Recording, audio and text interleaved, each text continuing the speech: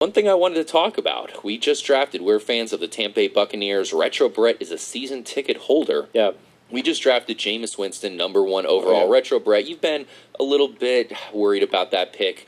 Well, the other guy we were thinking about, Marcus Mariota, he got drafted right behind us, #2, the Tennessee Titans. And wouldn't you know, the Tennessee Titans are playing the Tampa Bay Buccaneers week 1 of the season. The Titans have announced that they're full go on Mariota, despite the fact that people think he needs work, people think he's not ready day one. They're saying, fuck it, they're going to throw him out there, which means week 1 we'll have Winston versus Mariota. Well, I don't think it's a coincidence at all. I think it was planned that way.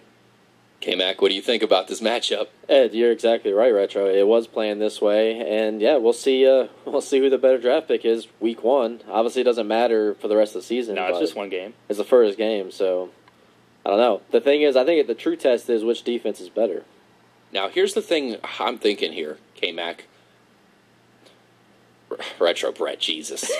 I want to smack you right now. Anyways. Give me the marker. I don't need the pen. I need the marker. Man. So here's the thing I'm thinking, K-Mac, especially with you.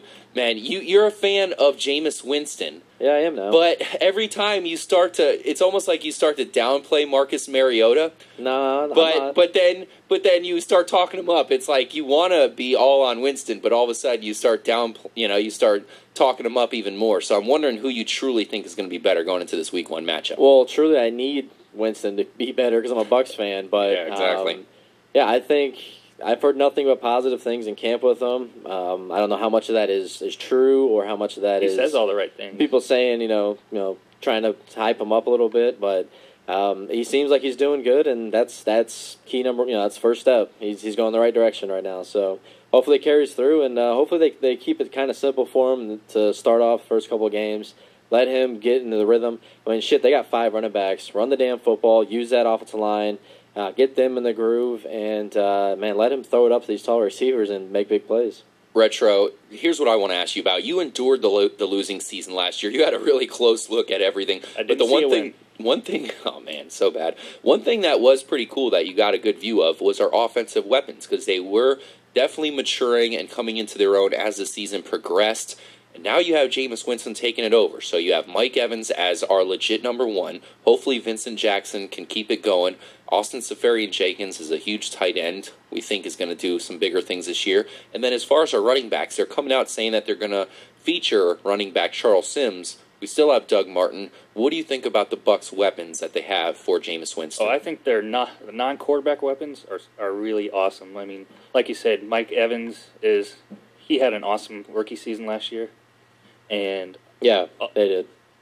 Vincent Jackson had quite a few drops. I don't know how he got to 1,000 yards for the season. It was impressive. But he did. It's true. If he can get to 1,000 yards with all those drops, imagine what he could do without them. Man, sometimes, and I've heard this from some receivers, when they have a quarterback, sometimes they have a hard time catching certain quarterbacks just because of the way the ball comes in. I mean, I know most people say, oh, that sounds stupid. It really does. It looks different to them. So, I mean, I don't know. The thing is, he couldn't catch the ball with McCown, and then they went to Glennon, and he still was dropping the ball. So yeah, I really think that Mike Evans is by far the most important player in this offense heading into the season right now. Jameis Winston, he needs Mike Evans. He needs that Kelvin Benjamin-esque player to go to number 13.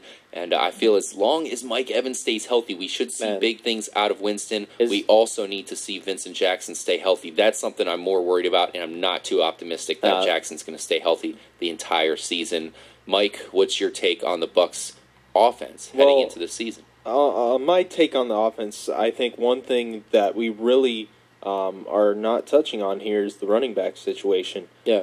I think that Doug Martin really had an off season last year, and I think he's going to have a bounce-back season. I think he's in a contract year this year, I believe, and I think he's just going to be a solid back. I think he can reach, over 1,000 yards. So you think he's going to overtake Charles Sims, even though they're coming out saying Sims is the starter? Yeah, I do. I think he's the more pure runner of the two.